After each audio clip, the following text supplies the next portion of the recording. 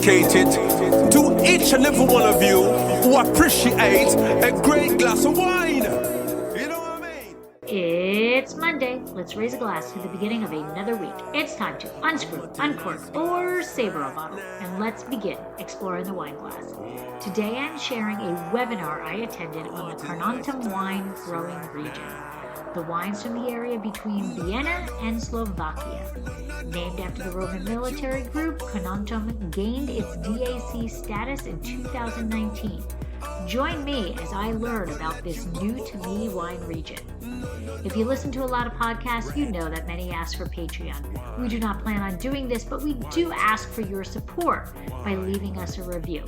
It takes only a few seconds of your time, but means so much to the show. The next best way to support Exploring the Wine Glass is to tell your friends. If you enjoy the podcast, your wine-loving friends will too. Finally, don't forget to head to the website, exploringthewineglass.com, to read the blog, sign up for the newsletter, and that way you can keep up on all the happenings. Sláinte! Oh, no, no, no, never let you go. Oh, oh, no, no, no.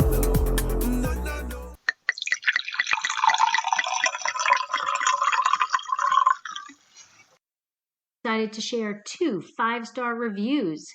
Thank you, Janice Denner. Love the Legrine episode, very interesting and informative. And thank you to SUSB.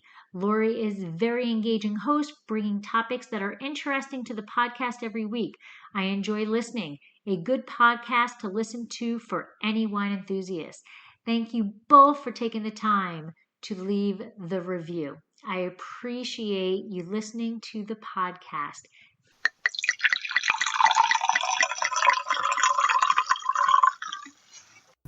Oh, no, no, no, never let you go. Oh, oh, no, no, no.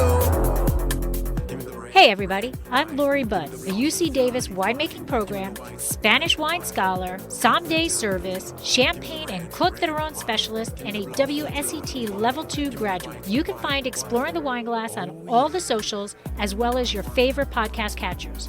If you haven't subscribed yet, now's the perfect time to swipe, subscribe, rate, and review. Stay in the know about all things wine by visiting my website, exploringthewineglass.com. I promise I'll never tell you what to drink, but I'll always share what's in my glass. So special, even in the Bible, water got turned right into wine. We cannot talk about Carnuntum without mentioning the history of Carnuntum. Everybody that goes there probably knows the site on the left of the screen. So in Petronell Carnuntum, the Römerstadt Carnuntum met het Heidentor. These are very, very famous sites. And maybe Robert Paya can explain a little bit very shortly about this history. So hello, yeah, but Carnuntum, where comes the name Carnuntum of this area? The Romans comes here to build the limes 8 after Christi. And then the highest time of the city was 340 after Christi. Then the same time, there was only London and Paris was also peaked in Carnuntum. There was 70,000 people there, 30,000 or 40,000 soldiers, and 25,000 private people lived there. So there was a big city, and the people need a lot of food, and so the Romans cultivated the area here, and also they planted a lot of wines. So the soldier get per day in the sold 1 liter wine. This was very important for the soldier, but this time the water was not always clear. And so they have in the soldier 1 liter wine per day to have always a good drinks for the life, and not they have problems with the stomachs. And so now in this year, we have 30 years of the region Carnuntum. It was a long way that we have regulated as Carnuntum for this area. So we have a lot of different names before. We have Preisendal, Klosterneuburg, Danube Land, and another names for this area. So in this year, we have the jubileum of 30 years of Carnuntum. Thank you. Address some of the terroir factors in Carnuntum. So let's talk a little bit about the local climate first. There are 4 major climatic influences. The first one comes from the east. It's called the continental Pannonian influences from the Pannonian plains. This is basically a warm climate, especially during summer. From the west there is still some Atlantic influence. The Atlantic might be far away, but of course there are all kinds of gaps and river valleys, and these influences can reach quite far into Europe. And this is of course a temperate climate, which lowers the daytime temperatures, but also keeps the nights from being too cold. There's some cold air coming from the north. Some of you can much better explain that than I do. We can discuss it later, I guess. But there are some big forest areas, the Böhmerwald and some others. Some parts of the Carpathians, I guess, already, which contribute to this cold airflow. And then from the south, of course, you have the Adriatic Sea and a Mediterranean influence, which makes it a very, very unique situation in Carnuntum. And we'll have a closer look with the next couple of slides. So these are 2 basic slides comparing Göttelsbrunn to Bordeaux and Florence. It's a reflection of the ambition of Carnuntum also, and which is always good. But it generally shows that Göttelsbrunn is very continental. You see the temperatures being quite low up until April, and then rapidly rising, the average temperature in centigrade. And then in autumn, the temperatures can drop quite rapidly also. So this is typical for a continental situation. The green line of Bordeaux is much more temperate, of course, with higher winter temperatures and not too high summer temperatures, although this is changing too, of course, in 22. It was a totally different situation in Bordeaux. And then you have Florence with the typical Mediterranean situation with mild winters and warm to hot summers. And especially if we look at the next, I have a question. When we are still talking about the temperatures, it might be a good moment to ask Caro about the consequences, of course, of the climate for the harvest time, the traditional harvest time of Zweigelt and Blaufränkisch, and the changes due to climate change. So generally speaking, I will talk a little bit about the harvest time in Carnuntum. So we do harvest Zweigelt and Blaufränkisch starting from September to October. Those are the 2 most important red grape varieties in our region. If we talk about the difference with these 2 grape varieties, Blaufränkisch typically has a bit of a longer ripening period compared to Zweigelt. So Blaufränkisch takes more maturity to reach its full maturity. It needs more time on the vines, and then Zweigelt, on the other hand, tends to have a shorter ripening period.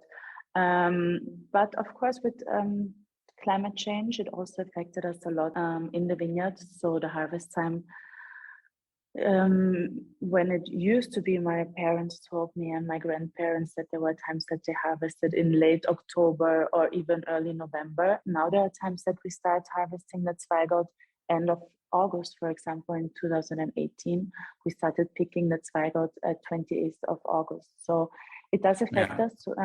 We have to monitor these changes and adapt to it. Working organic, spending a lot of time in the vineyards, taking a lot of samples is the only way to go. So harvest time also depends on what kind of style you want to produce, how is your customer's demand, what kind of styles you want to do. Every year is different, every vineyard is different, every site is different. But it affects us, of course. It's very visible in winemaking, and the style of wines also will change, and I think we have to adapt to that as well. Yeah, we'll get to the grape varieties a little bit later on, because you wanted to mention also something about that. Let's go to the slide on the precipitation. Just a short question from David regarding which years do they record these temperature graphs? Oh, I don't know. I took them over from the basic. Usually, it's a long period. It's 30 years if they come from official weather stations. So I guess that would be the case in this case. But I'm not sure. We can go to the next slide, and then the slide that I made about the comparison with Neusiedlersee and Eisenberg, which is probably more detailed than this, but still, okay, since 1990, yeah, probably 1990, 2020, which would be the last period in climatology. So if we look at the rainfall in millimeters, this is a different chart than the Bordeaux and Tuscany situation. So Michael Auer, I wanted to ask you, there seems to be a peak in precipitation in June, which is of course an important month in the vineyard.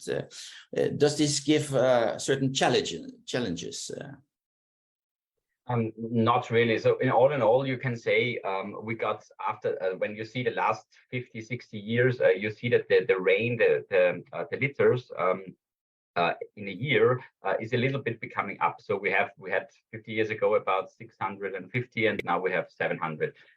What a little bit is a little problem is that the dates when the rain comes is not on a whole range. It is more on one date. You have many rain on one day, and that is always a little bit the problem. So you cannot say that you have all rain which is coming in the soil now, because many is running away. That is maybe a little bit which is different now to 30 years ago. So you have this more this extreme weathers, and this is a little bit becoming. All in all, Carnuntum is, I would say, one of the most preferred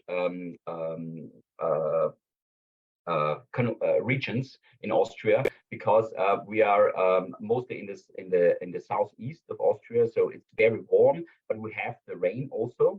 So we have heat and we have the rain, the water, and so we have more good vintages the last 10 years, like the 10 years before. So we, especially at the red ones, we are becoming riper and riper. We keeps also the acidity. The soils, which is mostly less, keeps the water a long time, which is a different to many other regions in Austria, where we have more stones. So you have some new rain, and the water goes through the stones. When you have more stones in our region with more loess, the loess keeps the water for a long time, especially in summer when you have when it's a little bit wetter in January, February, and in June and July, August, maybe you have not so much rain. The loess keeps it for this year. Okay. Thank you. Then let's go to this next slide that I prefer. These are never very these are no vineyard data, of course. These don't come from stations in vineyards, but from official stations of the Austrian Weather Service. And they kind of represent the three regions. Carnuntum, of course, I looked at, and then Neusiedlersee, that's Podersdorf, the data, and Eisenberg. Why did I choose those three? These are regions that are either famous for Zweigelt or Blaufränkisch, which both are the main varieties, quality varieties in Carnuntum, with a couple of others, of course. And maybe if you have a look at them, when we go through them very quickly, the TX is the maximum, the average maximum daily temperature, and GS is growing season. So I only look at the months April to September, six months, the most important months of the growing season. Maybe there's something in October also, but And then you see that Carnuntum has a very solid climate. I think it's a little bit in between Neusiedlersee and Eisenberg. Eisenberg is definitely cooler at night, but also hotter during the day. And Neusiedlersee is a little bit more temperate because of the big lake, of course, and the temperate influence of the water there. When you look at the precipitation, it doesn't vary a lot. Eisenberg has a little bit more. Carnuntum has got a good amount during the growing season, which probably is good to avoid big stress situations. And then the sunshine hours, they go up when you go south, which is often the case. But there is more to the climate, to the local climate than only these parameters, isn't there, Dorley? We discussed it yesterday. So yes. I would like to ask you, are there any other things that you have to keep in mind when you look at these things? Yes, first of all, thank you very much for picking those data. It was a revelation also to me because we have never done that before, and I asked Katharina to work on that and to also include like Mittelburgenland and Leiterberg for our internal information, because it's really very, very interesting. But I think one of the elements of terroir in Carnuntum is something that usually is not reflected in data, which is the wind. So we have this enormous wind. We have 300 days of wind a year. And usually the wind comes from east-southeast. And this is why when we have rains, it's Adriatic rains from Italy, like coming from Italy. And very little rains come from the west, the Atlantic, which is usually the case. And so what that means is that we have little rainfall, we have high temperatures, but also the little rainfall and the little humidity that we get is dried down immediately by the winds. And we don't have any influence of Neusiedlersee. And this is something that is not reflected in a picture like that in the region of Neusiedlersee, you always have humidity in the air from the lake.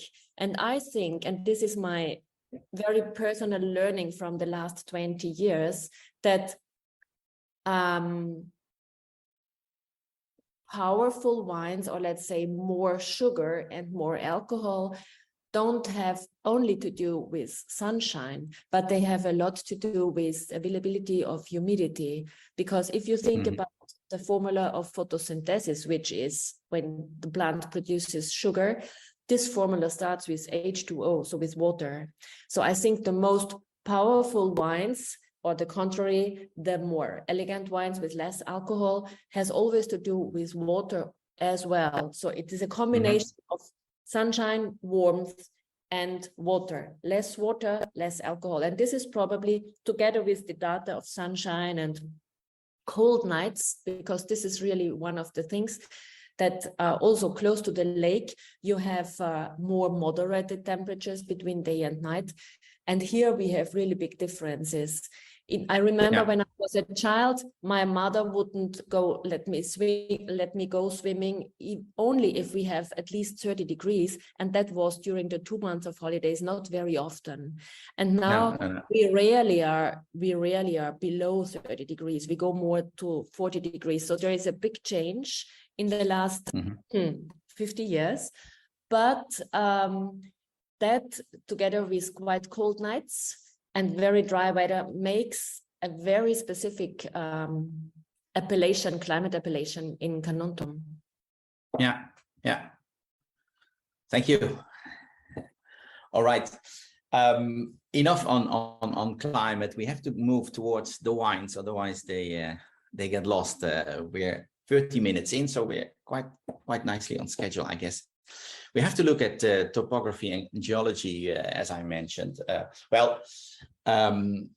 Christoph already explained something about this. Here you have a map where you see Carnuntum, somewhere in that orange square rectangle.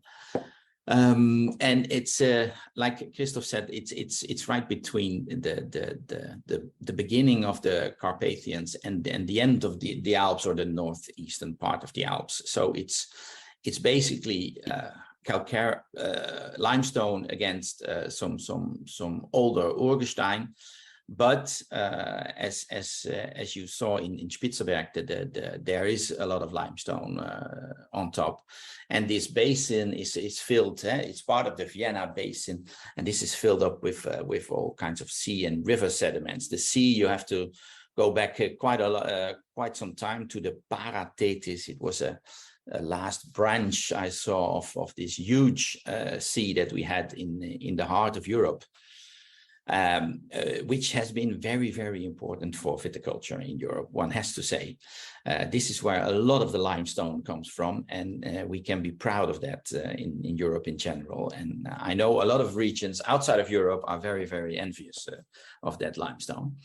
But this is a very particular situation, of course, in the geological history of the Earth. Well, the soils, gravels, sands, marls, and Viennese tegel I saw. So can someone explain Viennese tegel? The question actually was for your father, Maximilian, for Gerhard. But can you explain something about these soils? What are the qualities for good red wine? Tegel refers to a very loamy, clay-containing deep soil. And I think this has the property of being able to store heat and water well. And tegel can be found very often here in Göttlersbrunn. And this is always positive for strong red wines. But in general, which soil is good or bad cannot be said in general, because every soil brings its own properties. Yeah.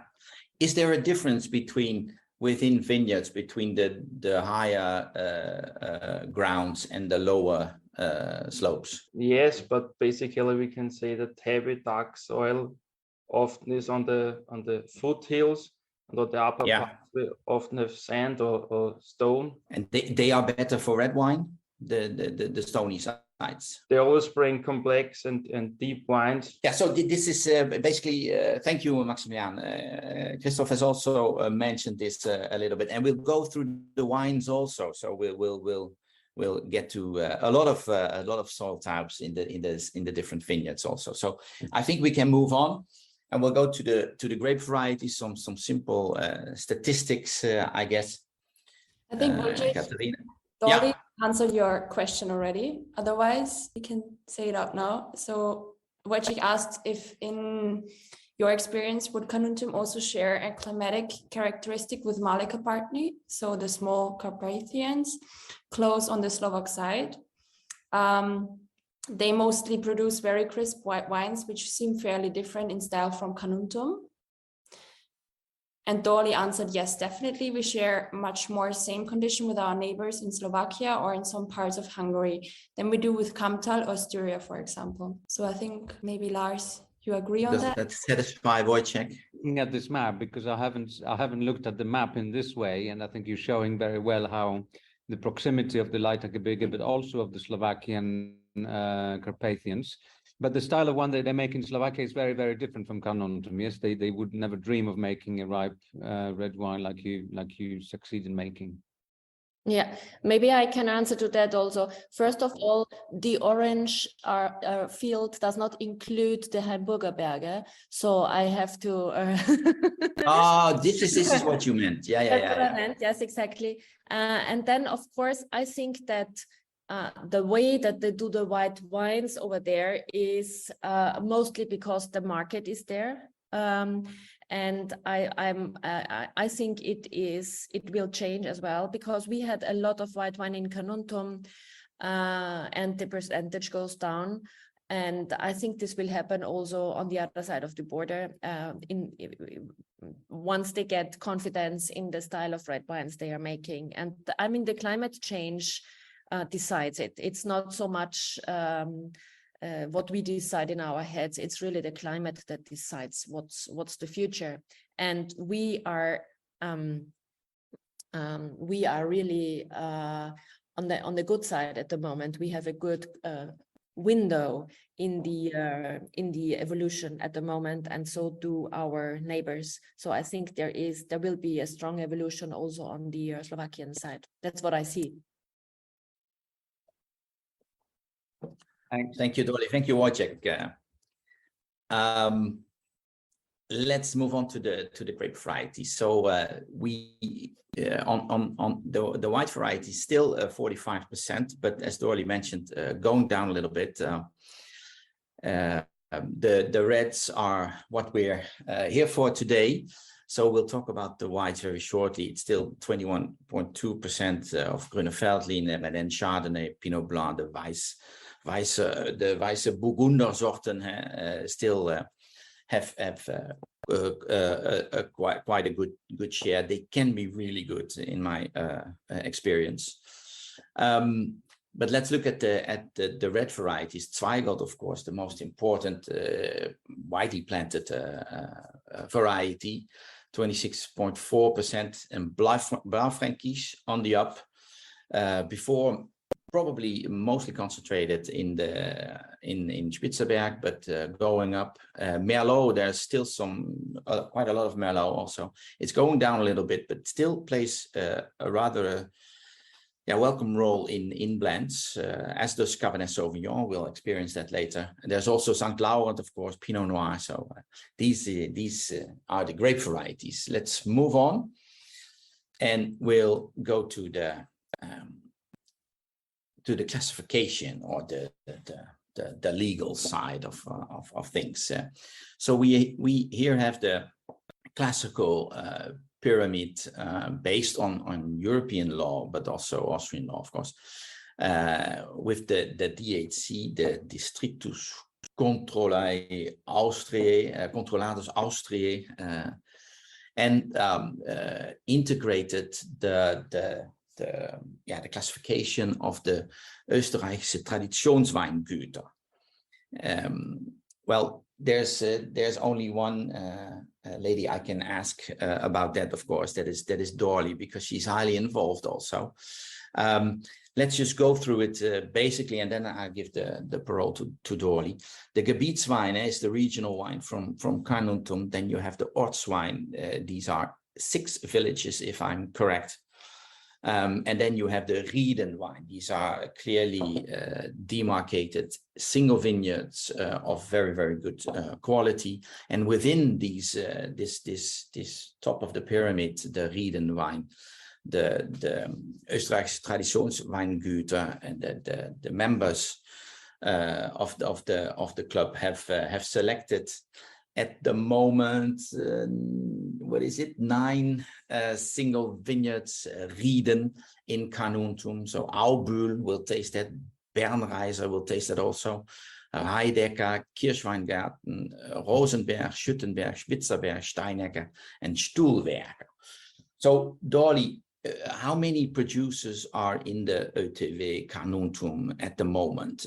Well, we have gone in the region of Carnuntum. We've gone a very different way. We have the whole region has become a member of Traditionsweingüter. So all our producers are theoretically already members, but active members are those that really present Erste Lage wines and so on. So everybody can jump in, and because everything is prepared. But actively at the moment there is 20 producers. It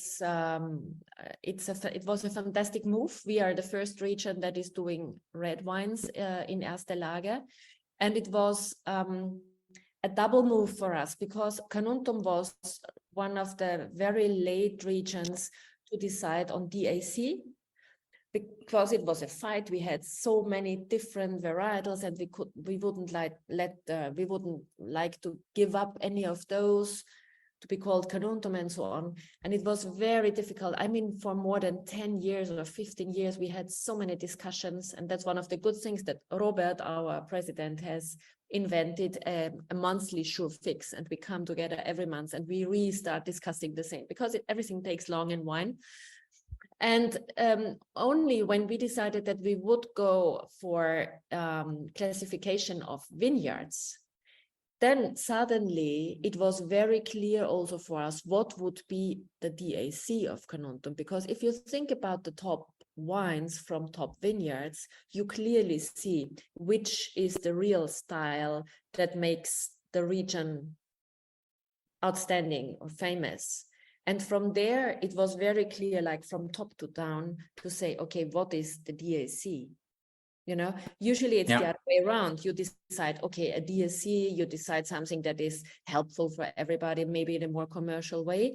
But in our case, it was really dropped down from Erste Lagen. And so we presented in 2019 a full project, a full round concept of DAC, Ortslagen, and also Erste Lagen, and we decided that we would not go for white wines, at least not in the first run. So we only have red wine, Erste Lagen.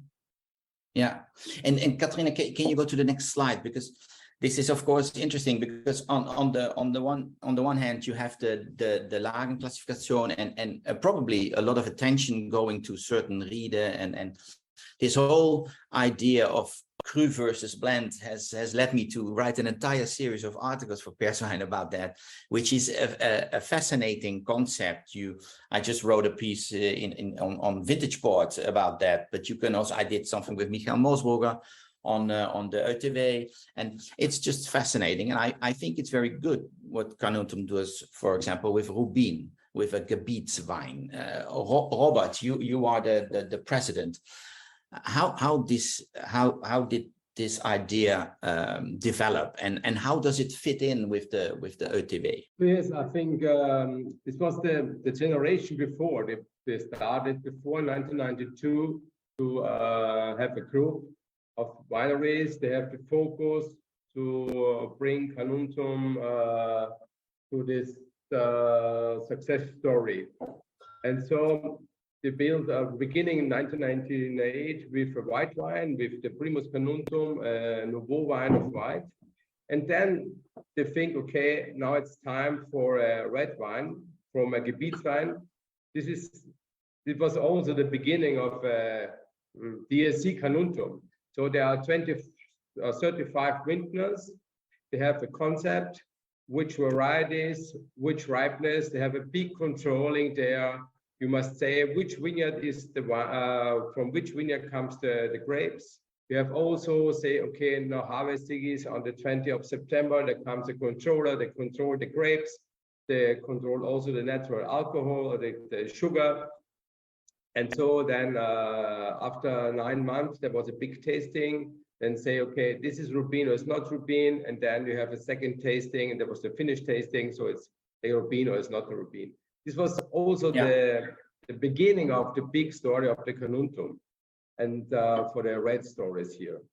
So, and then why is it the way to the UTV? Dolly said it very good. And so we always have to focus the group of the Rubin Carnuntum of the qualities, and we have always the focus of the different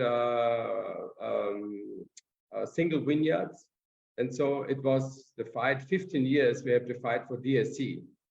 So always the discussion, which varieties, and this and this and this. And then after 15 years, the whole of the group say, now we found it, we have it. This variety is very important. So it was very simple. We say which varieties we are planted in the last 15 years. Yeah. And so it was very simple. So we have only planted in the last 15 years, Grüne Veltliner, Sauvignon, White Burgundy, and Chardonnay. And then the red one was only Zweigelt and Blaufränkisch. And this is the story of Carnuntum. Yeah, and also the second generation. This is also say is very important. We are the second generations of in this group, and so it is not normally that a group is more than 30 or 40 years in the same. The thing is almost the same time. And now, a word from our sponsor. Did you know that Dracaena Wines has a wine club? We named it the Chalk Club. Draco is on our label, but Vegas was getting a bit jealous, so we decided he deserved to be our wine club spokesdog. In Las Vegas, betting chalk means that you are betting on all of the favorites, and we're gambling that once you taste our wines, we will become one of your favorite wineries. The club is simple yet a bit different than most. We don't ask for a lot of commitment like others do. Choose between 3 tiers, the Sweet 16, where you will receive 3 bottles twice a year and get 15% off all orders. Sign up for the Elite 8 and get 20% off all orders and receive 4 bottles twice a year, or make it to the Final 4 and receive 6 bottles twice a year, as well as receiving 25% off purchases. All tiers receive discounted shipping, are customizable, and are eligible for unlimited referral bonuses. Add $15 to the bank for each person you refer. Head to www.dracaenawines.com to use the link in the show notes to find out all the Chalk Club has to offer and to sign up. We've stocked the odds so that you can get our award-winning wines without breaking the bank. Does Maximilian think the same way? Is it Zweigelt and Blaufränkisch for the future? Yes, for sure. Especially in our region. Yeah. Especially Göttlersbrunn. Yeah. It's a back Blaufränkisch, but in Göttlersbrunn, I think Zweigelt is the future. Yeah. Oh, but back to you. Let's start the tasting, and I have put, of course, the 4 Rubin wines next to each other. I don't know if you can all do that. You can taste them one by one, of course. I've tasted them. I opened them yesterday, and I have to say there's a very, very clear line in these wines. I think it's a very powerful and good category for Carnuntum. But I will just let you talk about your wine for 2 minutes each. Then we'll get a good idea. So, Robert, you're first. So the first one is Rubin Carnuntum 2021. It's the youngest of this group. Yeah, so it's very good. You opened it yesterday. It's very need a lot of air, O2. So it's a little bit. The taste is so wild cherry. The acid is very fine and elegant. This is very young. So it's 2001, and you can read about all stainless steel barrel, oak barrels. The alcohol is 13.5. This is organic wine. We are starting 2017 in the vineyards for working organics, and about the harvest 2020 is the wine is always biology and organics. Yeah, 2021 was quite a difficult vintage in large parts of Europe. How was it in Carnuntum? Oh, it was very hot, and but it was the raining was not so dry, and I think it was one of the best years in the last 12-13 years ago. Yeah. That's one of the big challenges, to tell the world that we had a great year when whole Europe was suffering. Yeah. I heard so. Maximilian, your Rubin. Yeah, Rubin 2020 is our area brand consisting of 100% Zweigelt. At our winery, the grapes come from the foothills of our single vineyards, partly from Göttlersbrunn and partly also from Höflein. It's aged partly in steel tanks and partly, most about 40% in used barrique. Okay. And I think a wine that reflects the area well and is always a perfect food companion. What is the extraction time and fermentation temperature on a wine like this? Between 28 and 30. For the fermentation temperature. Yes. And how many days of maceration? Between 2 and 3 weeks. It depends on the vintage, but at 2020 it was 2.5 weeks, I think. Yeah, really nice. Christoph, with your Rubin 2020. Okay, thank you, Lars.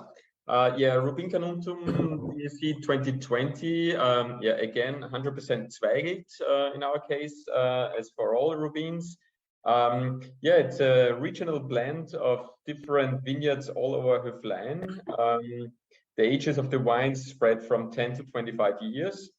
So the Rubin always spends around 18 to 20 days on the skins. We ferment in stainless steel tanks, and the malolactic fermentation and the maturation is done in predominantly used French oak for almost a year. So we try to bottle the wine before the consecutive harvest of the next year. And yeah, so for me, as for the colleagues, Rubin always reflects a very nice companion for food and wine pairing, and yeah, a nice, easy drinking but yet elegant style of wine. Yeah, and why do you and Robert choose cork and the other two are screw cap? Is there a? It's a little bit of a discussion within our family. We had the tasting yesterday of almost 15 different Rubins, and we are one of the few wineries that still use natural cork. Yeah, we really try to look for a good quality of cork, which nowadays is not a very easy task. So probably we are thinking about changing to an alternative method for the next consecutive vintages. But still, we are here very traditional, which is, yeah, a big part of the family tradition. Yeah. And Michael, you're very satisfied with the screw cap. Yeah, it's the same like Christoph said before. The good quality cork is always more expensive and harder to get. For me as a young winemaker, it was every wine cart, every new restaurant was a pleasure to be there, and it was important to have not these failed bottles with cork problems, and so I decided to put this wine in screw cap. Of course, in the single vineyard wines we also use natural cork, but here is the price for the wine and the price for the cork. You can work in another way here. Michael, the grape varieties, are they right in this fish technique? No, sorry. No. Rubin Carnuntum, it's also, okay, there is a mistake, sorry. It's my mistake, sorry. 100% Zweiglich, like the other Rubins. So Rubin is always 100% Zweiglich. Yeah, to the making of the wine, we harvest per hand. After that, we go through the tea stemming machine directly in open mash tanks. We mostly use about 1,500 to 2,000 liter open mash tanks, and we put CO2 till the fermentation starts. It keeps about, in 2020 it was a little bit cooler, so it keeps about 3 to 4 days till the fermentation starts. After that, we punch it per hand about during the main fermentation 2 times, starting and ending only 1 time. And we stay on the mash 2020 about 15 days, so not too longer. In warmer years, we can stay a little bit longer. We do not crash the berries before the fermentation because I think this warmer becoming years, you have always a little bit changing of the tannin structure, and for me is a slower fermentation with slower picking out the softer tannins is the better way for me. Yeah, you do destem everything, eh? You don't use whole clusters. Is there anybody using whole clusters with Zweigelt? We do for single vineyard wines, 20%. Okay. Yeah. For the storaging, we use here about maybe 5 to 10% new barrels, and the rest is used oak barrels. Mostly about 6% are barracks, and about 20% are 500 liters. And we stay there for 1.5. Thank you. Let's move on to the Ortsweine, and maybe we'll talk a little bit. Yeah, sure. There is an interesting question in the chat again. As Carnuntum DAC becomes more popular on the market, what will happen to the Rubin Carnuntum, which was a pre-DAC in concept initially? So maybe that's a question for one Wintner. Yeah, now it's the same population like he had before. So he's now also one of the most important wines because of the name at once, and also of the the long time which we have this wine. And Rubin Carnuntum is always very good price and quality. Thank you, Michael. So let's move to the Ortsweine, and right away a question for Caro. She knew it was coming, but still talking about the role of other varieties than Zweigelt and making blends. How important is that for you? Yeah, now I know why you gave me the question, because I'm the first one with a blend. Before we had the Rubin Carnuntum, the bottom of the pyramid, where it's only, all of them are Zweigelt 100%.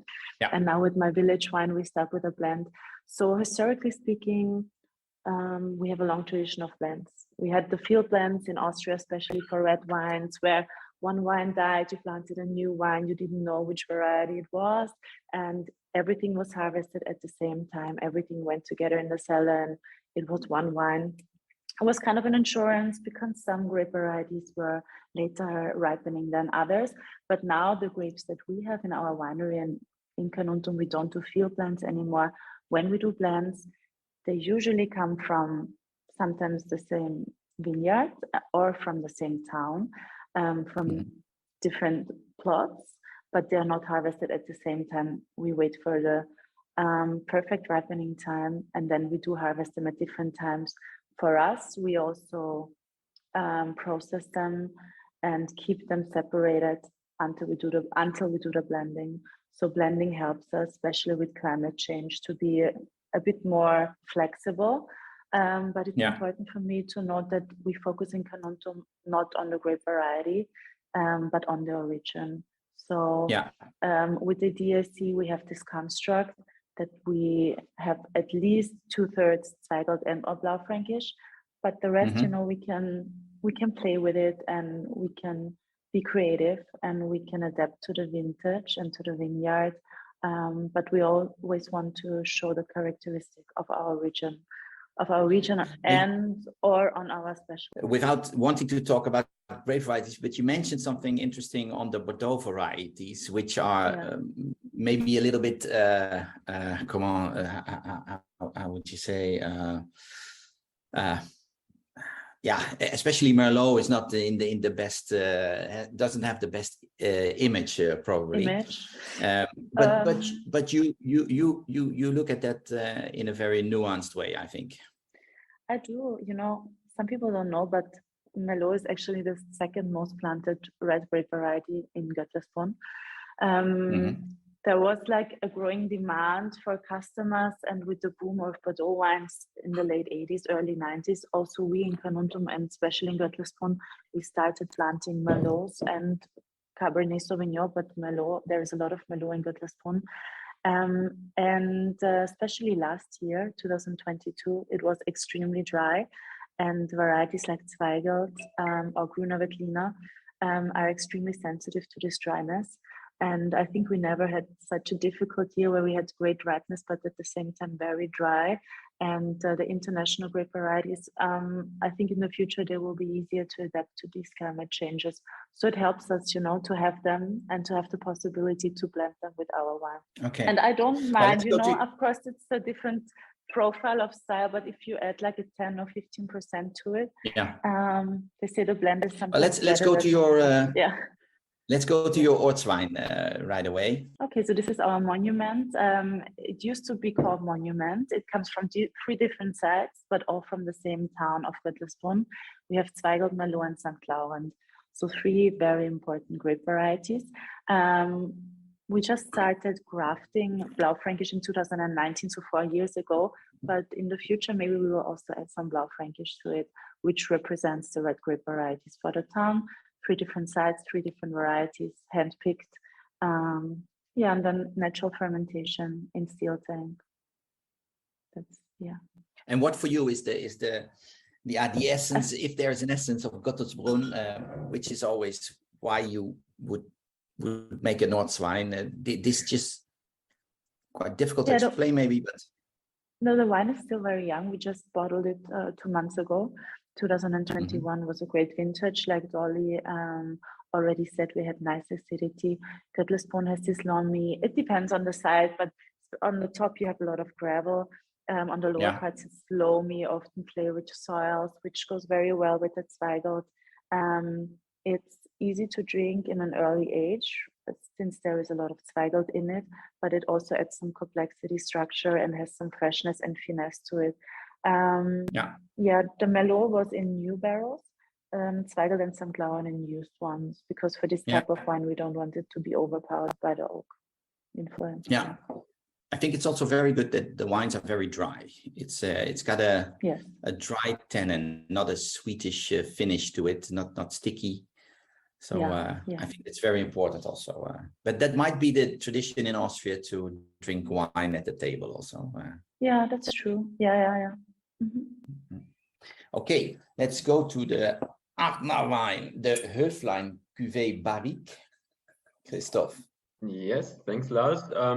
I agree with Caroline, what she said before, that blending in Carnuntum has a very long tradition. And if you take a look at the subline of the name of the wine, which is still Cuvée Barrique, which sounds a little bit odd in nowadays, but this dates back to the late 80s, where Hannes, my brother, first introduced international grape varieties in the winery. So these were the times when the Bordeaux grapes were really very interesting also for Carnuntum. So we planted Cabernet Sauvignon in mid-80s, and after that, 97, I think it was the first vines of Melo that have been planted in our winery.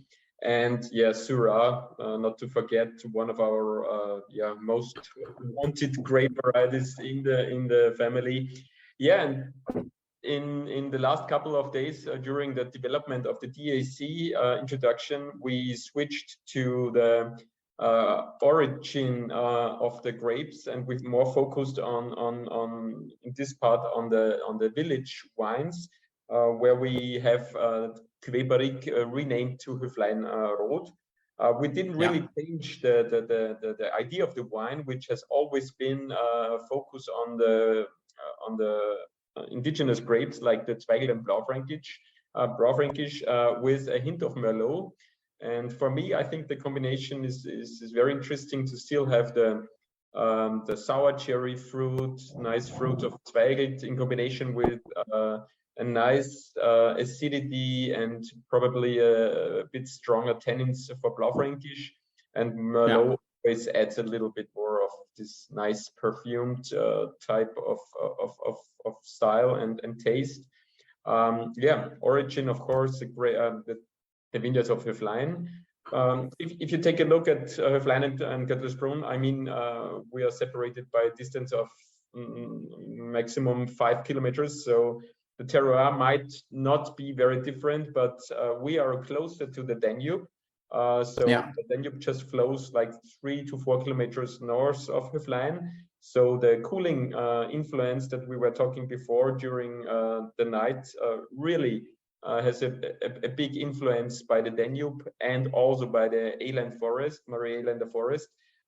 So probably it's a little bit cooler in Höflein. And sorry. You're somewhat on the corner, where the airflow comes in from the north. Yes, absolutely. So south-facing slopes, very warm during the days, but really nice, a nice chill during the nights. The vinification, similar to Rubin Carnuntum, we want to keep the oak influence in the bag. So we use only used barrels predominantly, almost a year in the French barriques. And so we really want to have a nice wine that goes well with any food, like a table wine that you were talking before. That's the main focus here on this village wine. I think it's a perfect step up from the Rubin Carnuntum, and it's just a logical, very well done. Thank you. Dorli, Samt und Seide. Blaufränkisch, 100%. Go ahead. Just tell us about the wine. Okay, so here the village is called Fellenkirchen. So this is why it has the big letters on the bottles is the name of the village, and the subtitle is Samt und Seide, which means, if you translate it, velvet and silk. And this is because of the texture of the wine. I hope that you can taste it as well. The reason is that I use for this wine all the vineyards that are on the mid-slope of the Spitzerberg, and everything that is older than 10 years. The younger vines go into the regional wine, but from 10 to like 35 years of age. And so this makes about 12, 13 different vineyard plots that I keep separate in the first year. And then we blend it for the second year in casks. And I feel that the limestone soil of the Spitzerberg translates better and better with the age of vines. And the older the vines get, the more silky the texture is. I mean, the more it stands, but very fine, like silk. And the younger the vines are, the rounder the wine tastes, the texture, and I call it more baby face. So this is what I translate with velvet. And one of the things that I think we should really be focusing on is that we have those two different varietals in Carnuntum. We have Zweigelt and we have Blaufränkisch. And in the very beginning, when I started winemaking here and I was involved in the whole process of Rubin and DAC and so on, and we always saw that the wines from the western part, like from Prellenkirchen, have always been considered like a less interesting quality, less approaching, less appealing. And the reason is because it's Blaufränkisch. They take much longer until they get pleasant. They are really very like aggressive even when they are very young, because you have a high acidity in Blaufränkisch. While Zweigelt is so pleasant already in the first year or in the second year, and you cannot compare it. So this is why, like 10 years ago or so, we decided that Rubin should be only Zweigelt, because otherwise consumers get confused before there was the possibility to use Blaufränkisch for Rubin as well. And this is also why I have decided to release my wines later and later. So this 2020 that you probably have in your glasses now is not released yet. I just put it into the tasting because it should be like same vintages that we can compare it.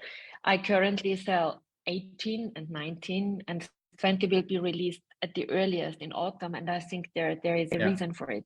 So we have really to consider that there is different schedules for Zweigelt and Blaufränkisch, and I think Zweigelt can be a world success. It can be a fantastic, Zweigelt from Carnuntum can be, a fantastic. With Rubin, it's a fantastic category in that price level, and it's a fantastic wine that everybody can drink and you can enjoy it. And if you make it a little bit fresh, and we also do a little bit carbonic fermentation with one Zweigelt, and that's so great. It's such a beautiful, drinkable wine, and you can enjoy this if it's young as well. So I think we have big future with that style of wine from Carnuntum. But we cannot put Blaufränkisch at the same time to the market, or we cannot put it next to it, because this is a wine that does not appeal to people if they are not really like experts or so, because it's too aggressive, and so it really needs time. So we have to keep Blaufränkisch in the cellar and wait until it becomes pleasant to the consumer. Thank you, Dolly. I have Wojciech raised his hands. Yeah, I thought it was maybe to ask the question on video. So I'm sure it gets asked, Dolly, quite often, but I get the style of your wine is quite different from what we tasted just before. Higher acid, lower alcohol, and also a different flavor profile. I get, some white pepper that makes me almost think of Syrah. So is it just a grape variety? Is it an earlier harvest that you practice compared to other producers? And if so, by how many days? And maybe some stems that you add to your Blaufränkisch? Yeah, probably, yeah. Yes. Yeah, of course, you can imagine that I'm quite influenced in the winemaking by a certain guy from Portugal, and that guy is quite influenced from Burgundy as well. So there is a chain of influences that probably ends on Spitzerberg. So yes, we try to pick as soon as the grapes as the tannins are mature, we don't measure the sugar.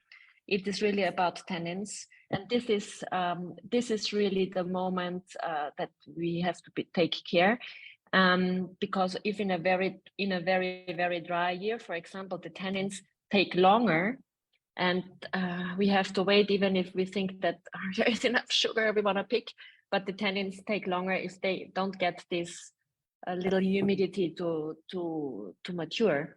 So it's really about the tannins when we pick. And then of course we do always some foot threading with whole bunches. I would say it's between 20 and 30% in every wine, and increasing, especially in hot and dry years. I think that part of the vinification is essential to keep freshness and silkiness and elegance there. In a cooler year, it's maybe less important, but in the warmer, dry years that are becoming the majority, I think this is really essential. And it's a personal style, a personal question of personal taste, I must say. I like elegant wines, I like lighter wines, and it's not what the press is rating very highly, of course, but it's what I like, and that's why we do it that way. We have to correct you on that. Sorry, not the Austrian price. I talk about the Austrian price. Sorry. No. But in general, thank you, Wojciech. And we have to move on with the other wines, otherwise it's getting too long. But I think I noticed I put this word infusion in, and I think in general this has been the development in good red wine regions, from extraction to infusion, because it's the magical word you hear everywhere, and it shows in your wines, but also in a couple of other wines, I think. I would like to add just one sentence, that I think it's what happens in every region, as you said. Once a region starts developing a red wine style, the first thing is what you do is you want to show that you can make mature red wines, so you go for maximum sugar, and then you make like wannabe Bordeaux wines. That's what's happening everywhere in the world. And like some years or 10 years or 20 years later, you discover that you have your own talents, your own style, your own varietals. And I think this is what has happened in Carnuntum for the last 10 years, that there's a big change from wannabe cuvées, wannabe Bordeaux, to more terroir wines, and it's a fantastic evolution. It's so great to see it. Thank you, Dolly. All right, we'll go on to the Rieden wine and the Erste Lagerweine. First up is Weingut Pimper. Maximilian, your Bernreiser. Yeah, our Ried Bernreiser consists also of 100% Zweigelt. The single vineyard is located in Hevren. Vineyard has a very poor gravelly soil with a lot of limestone, very deep soil, which gives the wine a lot of complexity. They're harvested by hand at the beginning of October. Fermentation starts by natural yeasts and a controlled temperature. At this wine, we have a mashing stand time of about 3 weeks. It also depends on the vintage, between 3 and 4 weeks. The wine is aged in 20% new and used small French oak barrels for 20 months. And I think the wine shows what the Zweigelt variety can achieve on one of the hottest sites here in Carnuntum. Yeah, you feel a little bit of the power and the warmth in it. Bernreiser. Then we go to Paya, Ried Steinecker. I'm very grateful to you that it's all 2019. So it's all the Rieden Weine are 19. So it's a very nice way to compare. Yes, the Ried Steinecker Erste Lage Premier Cru is grabbed limestone. It's very dry there. This is one of the northwest part of the Flein. It's very near to the Danube. It's one of the coldest places for red wines in the Flein. So, and maceration is with raw punches, 10%, and raw berries. and then the rest is only pumping, no pressing, no crashed. The berries are not crashed. Yeah. And so we have a very long maturation, 3 or 4 weeks, and we get a very fine tannage from the stems and from the skin. So we have only here 10% new oaks. We say we want to bring the tannin from the area. We say the tannin and the terroir is the same. So we need more and more from terroir tannin and not from the oaks. And this wine is also spontan, natural yeast, and yes, I think it is you can taste before. As Maximilian says, one of the hottest area. This is one of the coldest area, so it's very different in the taste. If you can feel it in the mouth, this one is very long, and the acid is very fine. And the wine before is more mouth filling. It's very elegant. Very nice. Thank you so much. I would love to add something to. I don't know if anyone of you have heard of the research that's being done in Bordeaux on the use of stems, even in Melo and Cabernet Sauvignon. There's supposed to be a compound in the stems which is called astilbene, which gives a certain sweetness, perceived sweetness, without sugar to the wines, which might be very interesting and a secret to why whole bunch fermentations can be so. Don't have to be harsh tenants. That's it was a very interesting research. But always be careful. This is very different. Which stems you have? This is the Melo stems. It's not the Zweigel stems and the Blaufränkisch stems. Yeah. It's not one and the same thing. So it's this was a long way in Carnuntum. We have maceration with stems. And so I think there's 10, 15 years that we start a lot of examples to find the best way to work with stems. So it's always be careful. Thank you. Okay, Robert, we'll go to Weingut Taverna. Yes. Carol, Heidecker. Ried Heidecker. So we moved now from Höflein to Götlersbrunn. Ried Heidecker is a single vineyard in the town of Götlersbrunn, consisting of 3 grape varieties. We have Zweigelt on the bottom. So it's one long vineyard that goes from the bottom of the vineyard all the way to the top. On the lower part, we have the Zweigelt. On the middle part, we have the Melo. And on all the way to the top, we have the Cabernet Sauvignon. We harvest at different times. It used to be like a week, sometimes 2 weeks in between the grape varieties. Lately, we do like one right after the other. So the time in between the varieties has shortened. Everything is handpicked, natural fermentation, no temperature control, open steel or oak fermenters, punch downs by hand. We only use gravity, and then depending on the vintage, we taste the wine every day, but 21 to 24 days on the skin, and then natural malolactic fermentation in barrels. The Zweigel is in big barrels, 500 liter, and the Melo and Cabernet Sauvignon in small barrels. But also I wanted to add one thing. The soil and the vineyards are completely different.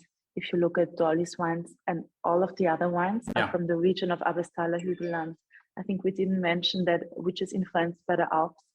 And then Dolly's wines are on the eastern part of Carnuntum. So you have the Carpathians, you have Morgnals, you have a completely different soil structure. So that's why I think that shows in the wines a lot. It's also the winemaking, of course, but I think the soil and the microclimate of these 2 regions are very, very different. Yeah, here you feel the Melo and the Cabernet in the tannin, but it's a powerful and very well made wine. I think it's and these data. 2019, lately, I started to realize once I started to making the wines, it became easier and early accessible to drink. And I was talking with a winemaker friend in Germany about it. I think it's like the punch downs by hand. Before we did it by machines. Now I do the punch downs by hand twice a day. And you don't have that much tannin extraction during the punch downs and pump overs, and only while we use gravity and we don't pump so much, the wines get accessible earlier and they're easier to drink, and the tannins are very smooth.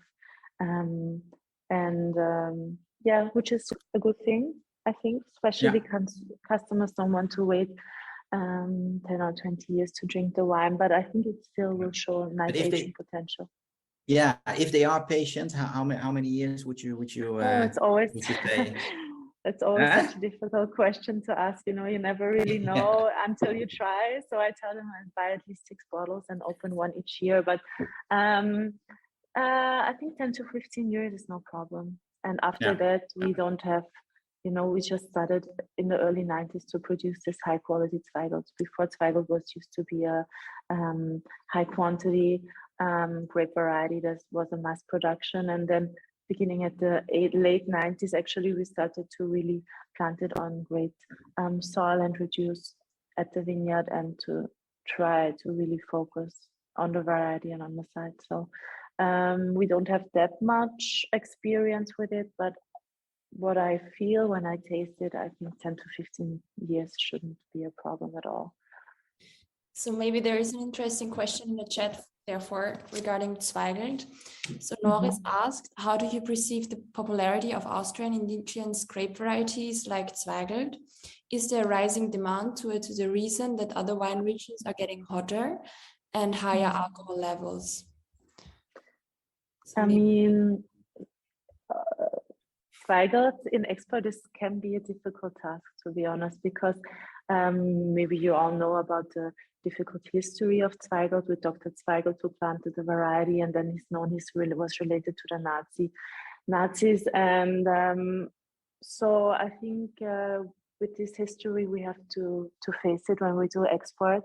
No. Sorry, I'm sorry. Yeah.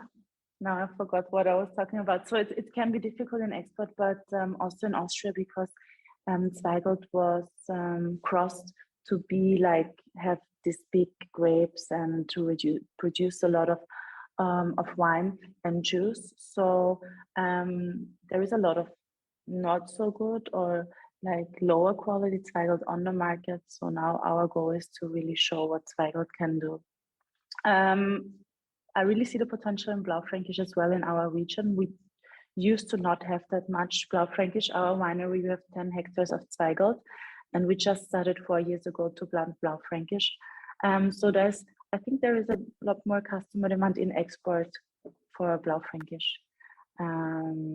But in Austria, I don't really know the statistics. I think in Austria, Zweigelt is still the most popular red grape variety. Thank you, Caro. I promised them 1 hour and 20, and I see people leaving. So we'll just go on to the last 2 Riedenweine. First, the one from Michael Auer, Ried Aubühl. Michael. We change back to the Rhine. Ried Aubühl is one of the 3 hottest vineyards we have in Canton. So it's on the south side. It's very, very sandy. You have very much limestone there, and also the roots have to go through these limestone stones, which are mostly in 1 and 1.5 meter down. And so this is maybe from the soil we have here very warm. We planted. We have here about 70% Blaufränkisch and Cabernet Sauvignon. These wines are about 30-35 years old. St. Laurent a little bit younger, about 25 years. This blend, because it's for me, it depends a little bit on the vintage. Also, 2019 for me, one of the biggest. The last 10 years, next to 21 and 22. It's my favorite blend. So it's like I like this wine. You have it maybe a little bit. Cabernet Sauvignon is a little bit other style to Blaufränkisch, but in all, you have a really deep fruit. You have also maybe a little bit more structure with Cabernet.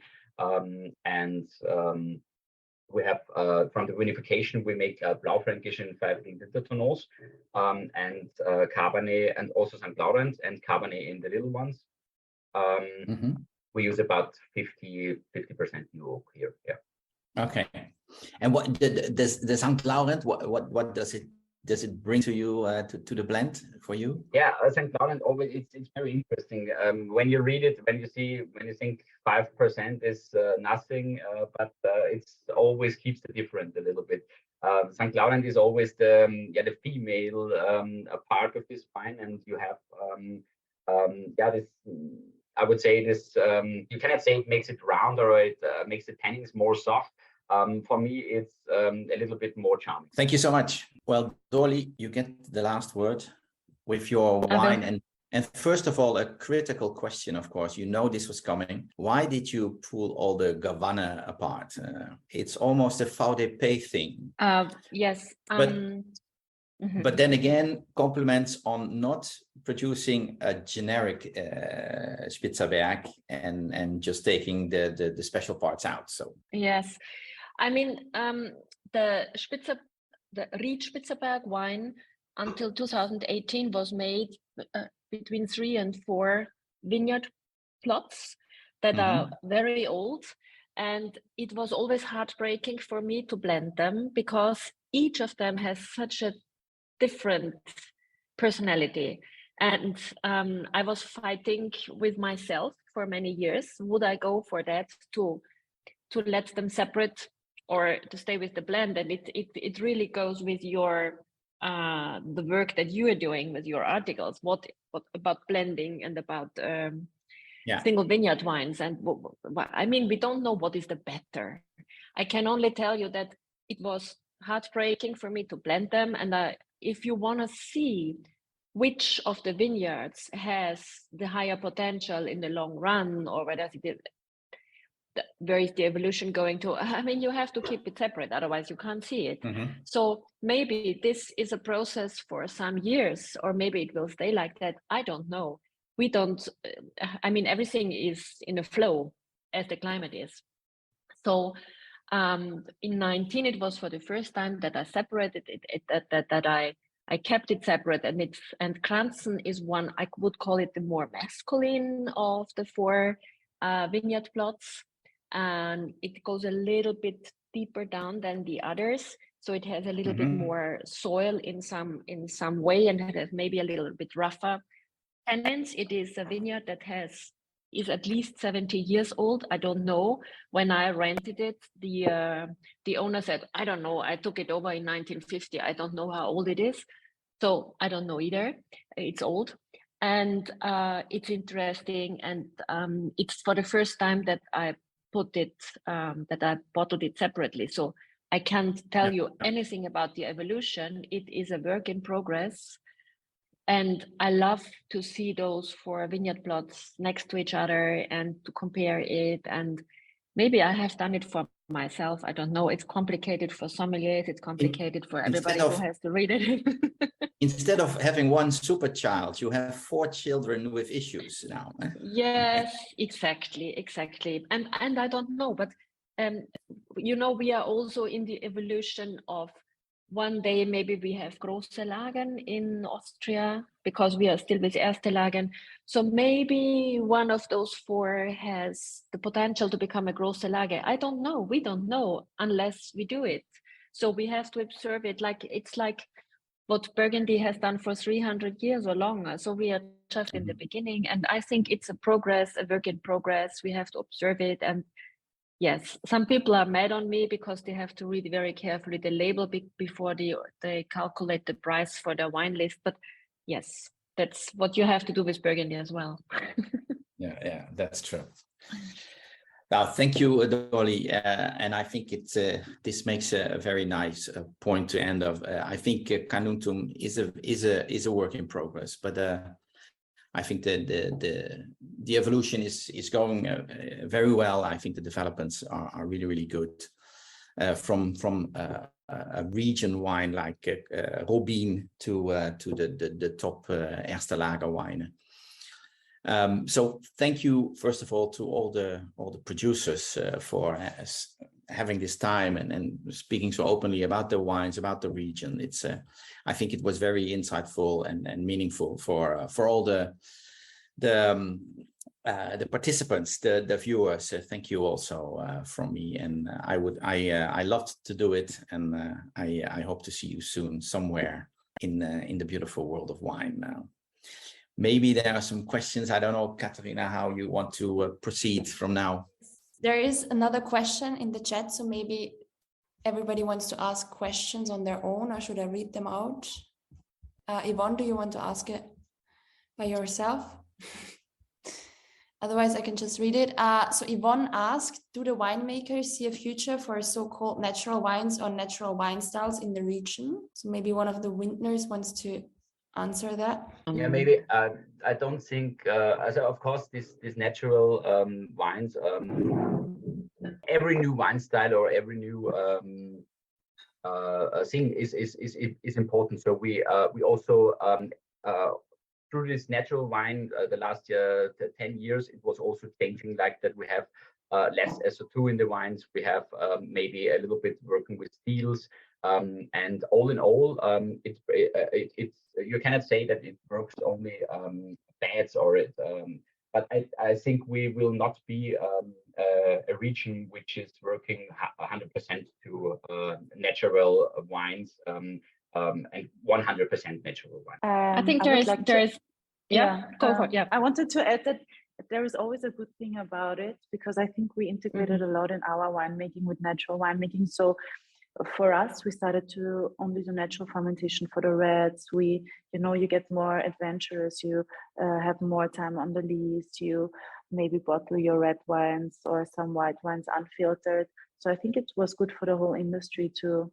In Austria, we're a small producers, family owned. We all work in the vineyards. We all work in the wineries. So we work as close to nature as possible, and the natural wine movement helped us to be a bit different to the big industry winemaking.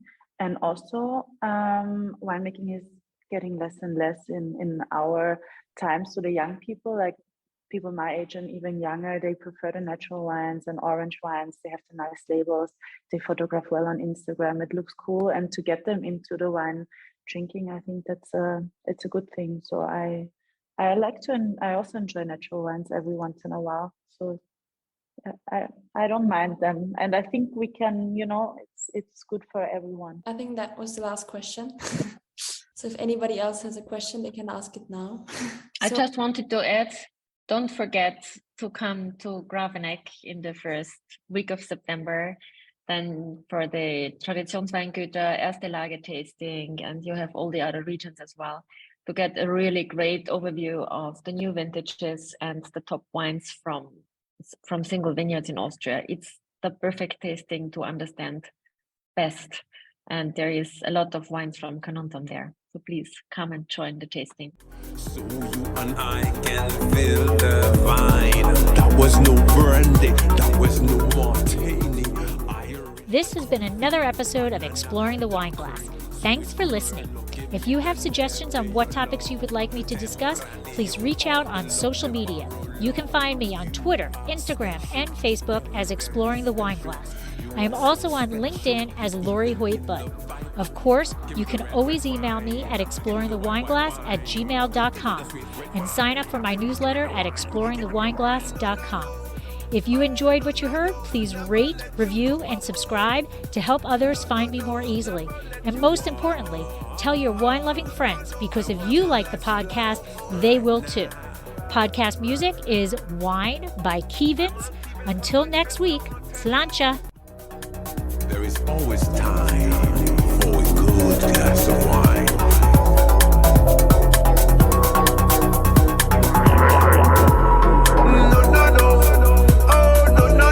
Never let you go. No, never let you go. I want a nice glass right now.